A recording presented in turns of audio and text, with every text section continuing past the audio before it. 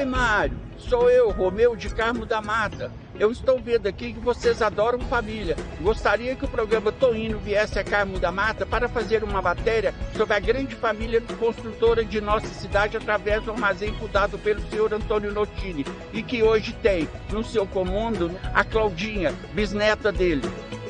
Ô, Romeu, mas que boniteza de sugestão, hein? Com certeza, vou ter maior alegria, maior prazer em conhecer essa história. Eu saí de casa. Vem comigo.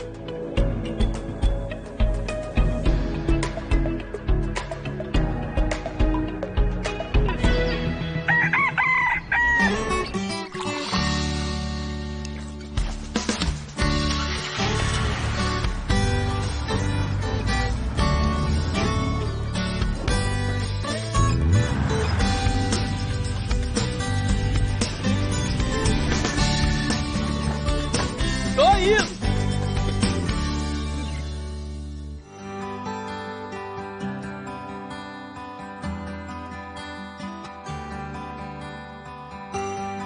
Meu nome é Alfeu Sábato. Idos de 1557, na cidade de São José del Rei, hoje Tiradentes, havia um aventureiro, um bandeirante, chamado Inácio Afonso de Bragança. Ele tinha o plano de ir para Goiás, atrás de fortuna, e descendo pelo mato, conseguiu então a famosa picada de Goiás, parando aqui, nas nossas terras, todo mato. Fez um alto horário para poder descansar e passar uma temporada, porque ali plantavam, colhiam, comiam e seguiam. Mas ocorre que Inácio Afonso de Bragança apaixonou pelas nossas terras. Muita água, muitas matas, terras férteis, e ele foi ficando. E em torno do acampamento foi surgindo uma vila, e em dado momento já era um pequeno arraial. Ele era devoto de Nossa Senhora do Carmo e, em agradecimento, construiu uma igrejinha que era situada na praça, lá de cima do jardim. Essa igrejinha, em homenagem a Nossa Senhora do Carmo, ganhou o nome de Ermida e o arraial ganhou o nome de Ermida do Carmo. Posteriormente, Carmo da Mata.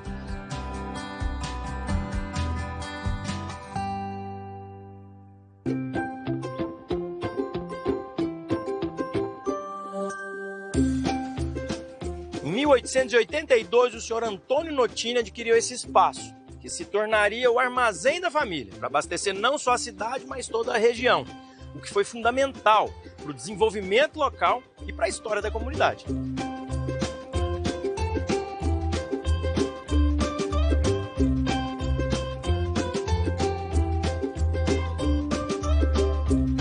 O estoque era tão maravilhoso e tão grande que o povo ria e dizia: o estoque é tão completo que Carmo da Mata não tem automóvel. E lá vende pneu e gasolina, certamente para alguma cidade vizinha. Foi um armazém super maravilhoso. Um armazém que abasteceu não só a cidade, como abasteceu também as comunidades rurais. Porque ali encontrava de tudo: calçados, ferramentas, roupas, mantimentos, material de construção. Ocupava toda a extensão do quarteirão, de uma rua na outra, conforme é hoje.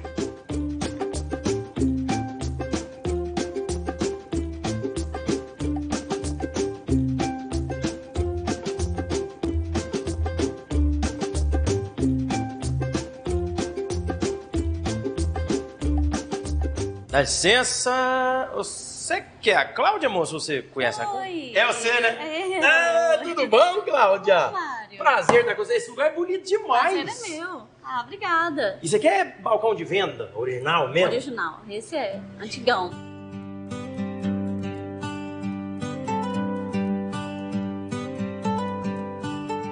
Eu queria saber, porque o que me chamou a atenção, né, nessa vinda nossa, para conversar com você, conhecer a sua história, a história da sua família, é justamente essa transição de gerações, né? É, bem legal. Quantas gerações Sim. aqui envolvidas nisso e quanto tempo.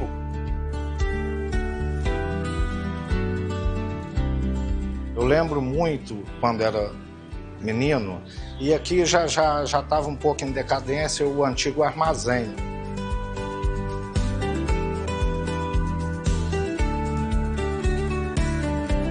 A gente ficava brincando aqui, escorregando. Queria saber do começo, isso aqui já nasceu estabelecimento comercial ou não? Isso era uma casa? Vocês tiveram a ideia depois? Não, já nasceu comercial.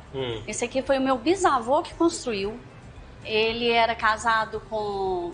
O sogro dele era o Antônio Notini, que foi italiano. Ele veio para o Brasil em 1860 e ele tinha um comércio na praça, próximo à igreja. Sim. Quando os filhos cresceram e com a chegada do trem de ferro, ele comprou uma casa pequena que tinha aqui e começou a fazer uma loja pequena, e com o tempo foi crescendo e virou essa estrutura toda que era um armazém.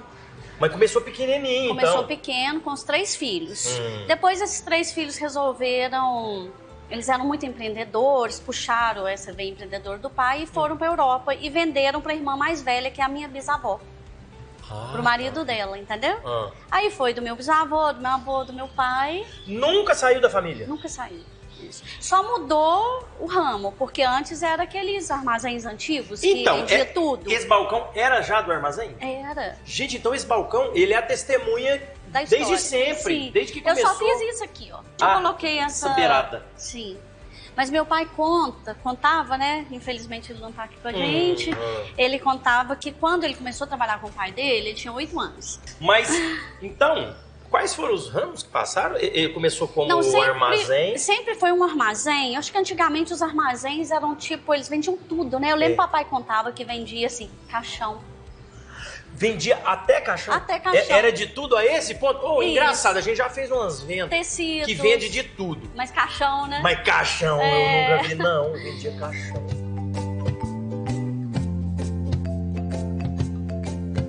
E tinha salas separadas. Eu lembro muito assim. A gente acabou desenvolvendo uma memória afetiva sem ter conhecido. Meu nome é Antônio Leandro de Castro, sou aqui de Carmo da Mata. O nosso intuito é continuar divulgando o patrimônio para que essas futuras gerações, né, tenham esse sentimento de pertencimento, né, sobre essas coisas, coisas que já aconteceram por aqui, para que não se percam ao longo do tempo.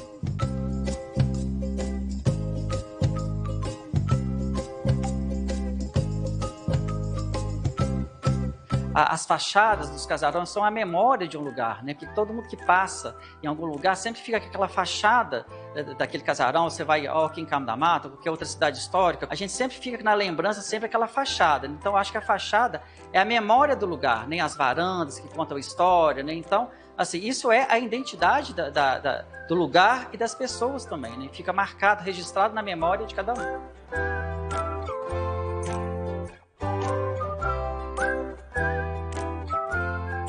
No início da década de 70, fechou.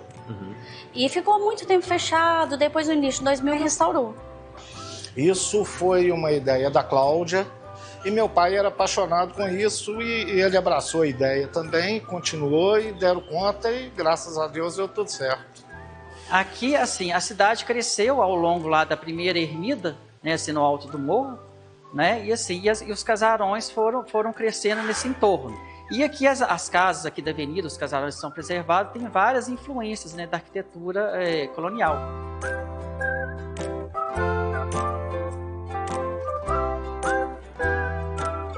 Então vocês restauraram, fizeram a opção por restaurar, que inclusive é muito mais caro do que simplesmente reformar. Sim. Não por obrigação de patrimônio tombado, não, porque você quis pelo mesmo. amor mesmo, né? Ah, que bonitinho. E meu pai, inclusive, antes de falecer, ele pediu que queria que esse imóvel fosse tombado. Aí eu falei, pai, não é necessário, porque a gente vai sempre preservar, mas se necessário for, a gente faz o tombamento. Legal. Porque eu acho que faz parte da história da cidade, Sim. Né? Então vocês têm esse compromisso de honra de realmente preservar. De preservar. Mudou muito? Não, a gente mudou um pouco a divisão das lojas, né? Porque era um comércio só, mas eram várias lojas, tinha uma portinha ligando uma a outra. Todas tinham balcão, tinha uma que inclusive até hoje a gente tem um problema, que o papai fala que era depósito de sal. E o sal come o tijolo, sabe? Ah, tá. Então, assim, a gente manteve e tivemos que trocar forro, mas fizemos igualzinho. Quanto tempo vocês ficaram restaurando? Tava muito judiado? Precisou de muita mexida? Tava bem judiado. Inclusive, tinha umas paredes de pau a pique que a gente não conseguiu manter, sabe? Que pena. Eram lindas. Adobe, né? Adobe. Não teve jeito. Não teve, porque quando tirou o marco das portas, elas... Desabaram. Isso. Tá. Então, a gente teve que refazer. Mas foi, sei lá, uns quase 2 anos para restaurar. Quase tudo. 2 anos de restauração. Sim.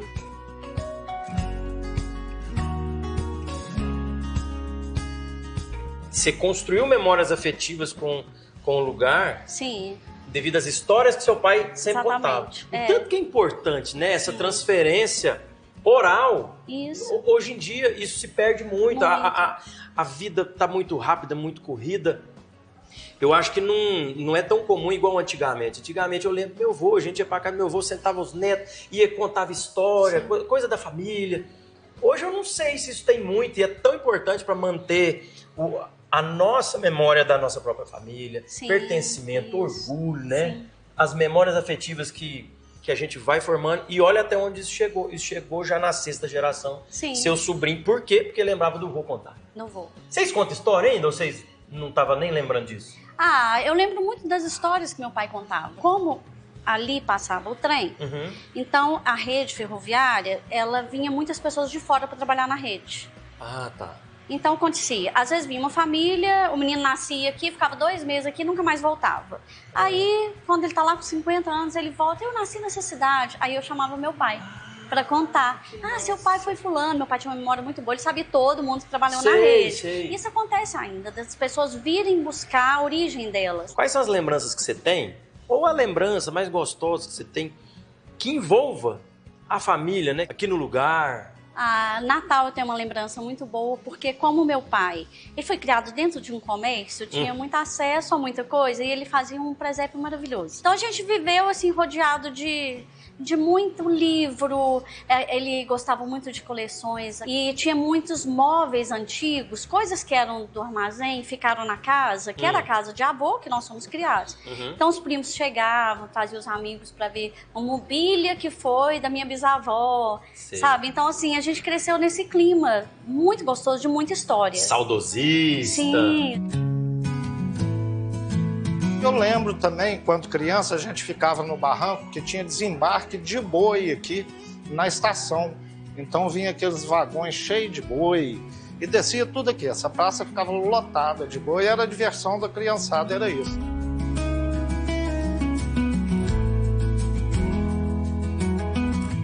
É uma história muito bem marcada, delimitada, né? Antes da linha de ferro e depois da linha de ferro para a cidade. Sim, isso, exatamente. Porque a linha proporcionou que as pessoas conhecessem, né? Deu visibilidade. Não só fomentou o comércio, é claro que começou a acontecer, mas tem até umas histórias legais, assim, tipo, tem um desenho de Tarsila do Amaral, os modernistas passaram por aqui. Porque era caminho para a capital, é isso? O que é? O porquê deles passarem aqui, você não sabe não? Isso talvez uma pessoa vai te contar melhor. Tá.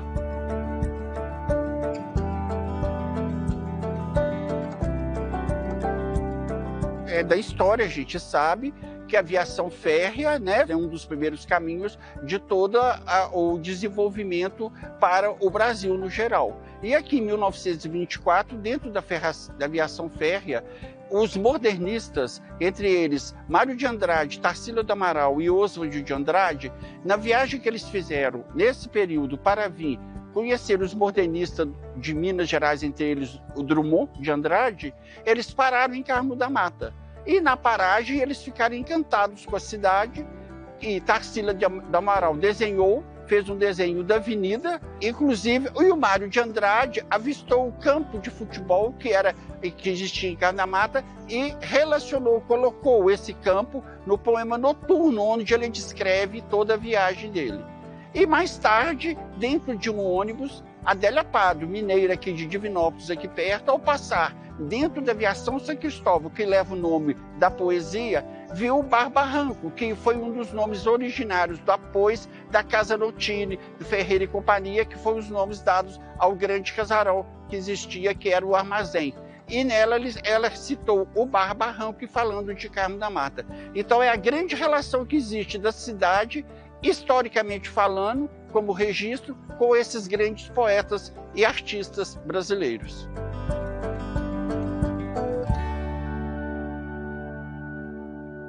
Você viu quanta história tem nesse balaio, né?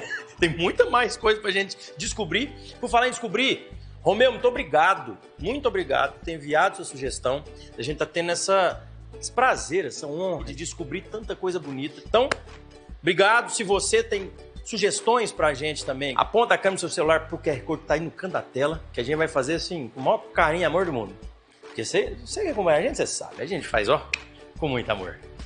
Não sai daí que no próximo bloco a gente vai saber de mais histórias e mais sabores. Essa parte em especial tá me deixando bem curioso. Vamos lá.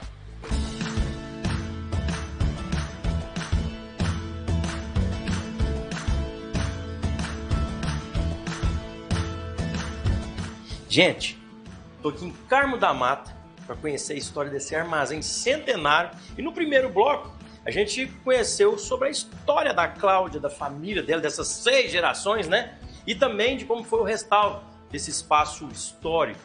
E agora, a gente vai saber mais a respeito da transformação desse lugar. Não é não, Claudinha? É isso mesmo, Mário. Pô, é livre de registro? Sim, esse já é da época do armazém do meu bisavô, 1932. Tá vendo? Tem história demais.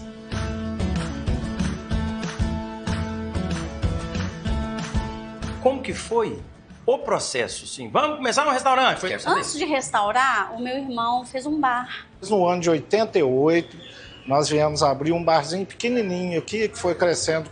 Eu era o proprietário.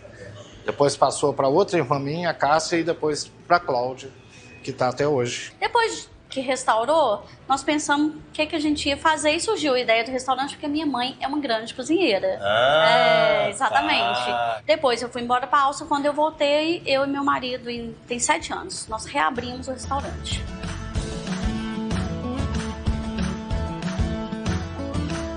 Meu nome é Erwin, eu sou o marido da Cláudia.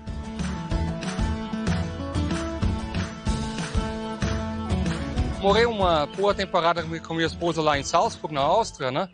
E quando a gente estava pensando já de mudar para Carmo da Mata de novo, né? Para ela retornar para a família dela, a gente já pensou de montar esse restaurante aí. A ideia era um restaurante regional. Tem produtos que o pessoal da região procura, né? E um restaurante que o cliente vai para almoçar e para curtir o ambiente. A gente quer que ele curte mesmo. Que uma experiência diferente.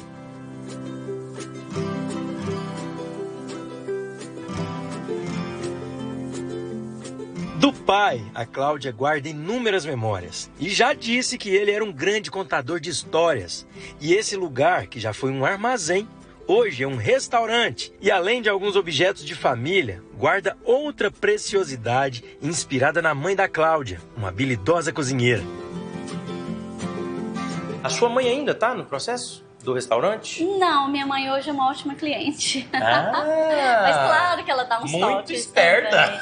Posso até te mostrar uma coisa da minha mãe. Essa aqui é sua mãe. É minha mãe. Isso, porque nessa época ela estava no processo. Rota dos Tropeiros, roteiros gastronômicos. Isso aqui o que é? Seria um prato tradicional da sua mãe que ela faz? Não, é um prato tipicamente mineiro. É costelinha com couve, farofa, mas o da minha mãe é especial. Ah, que bom!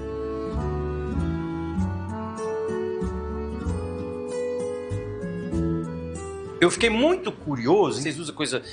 tempero antigo, coisa mais antiga? Isso tem, às vezes dá até mais trabalho? O que é isso? A gente procura uma cozinha mais natural. A gente não trabalha com nada industrializado. Todos os nossos molhos são feitos na casa.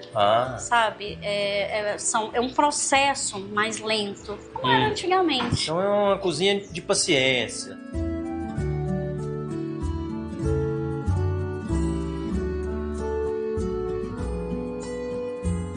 As lembranças do armazém seguem na memória não só da família da Cláudia. Até mesmo quem só ouviu falar do que se foi, sabe que aqui a história está preservada.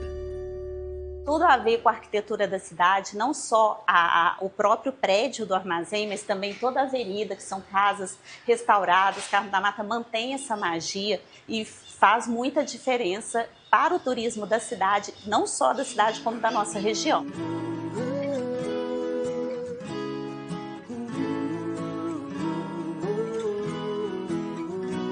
A gente começou o programa falando da relevância que esse lugar tinha, né?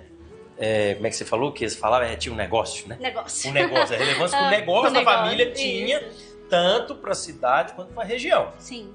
E agora, o negócio é diferente, é um ramo diferente. Sim. Mas como você faz esse paralelo de lá de trás, das importâncias, né? De lá de trás para o que você faz agora? Parece que é cíclico, né? Num certo momento, tinha aquele alvoroço todo, o trem chegando, as pessoas desciam e tal, por causa do comércio. Então, assim, mudou o setor, o prédio é o mesmo, tudo é o mesmo, as coisas mudaram. Mas aí a questão do movimento de pessoas é o mesmo.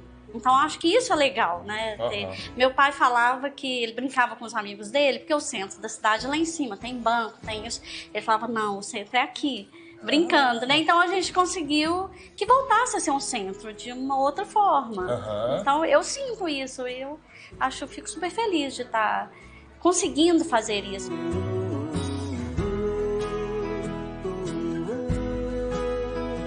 E eu queria aproveitar para te convidar para experimentar um pouquinho da nossa comidinha, que é mineira e austríaca. Eu tava esperando, você tava torcendo pra você fazer isso. Tô pronto já. Pode trazer! Ou vai fazer ainda? Tá fazendo. Ah, tá fazendo. Eu espero.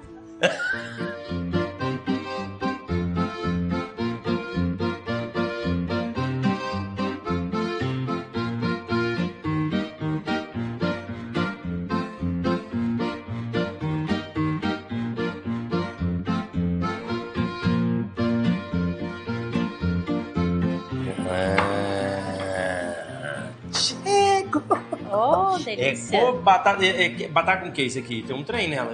É salsinha e maionese. Ah, batata com maionese. Adoro. Você não vai comer, não? Por que você trouxe pra mim? Tô brincando. Dá pra 2 aqui, dá até pra 3 ou 4. Vamos experimentar? Vamos demais, né?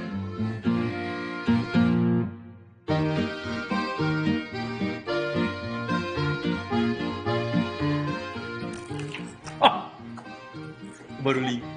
Olha o barulhinho. É uma casquinha mesmo. Saindo igual uma coxa de frango. Peraí, a pururuca. Eu quero a pururuca. Pururuca. Tem que Não, pegar a vergonha não. pururuca. Olha. Ah, já senti o cheiro já. Opa. Vocês de casa não sentem o cheirinho. Agora, pode ir servindo o porco. Esse aqui eu vou pôr aqui, ó.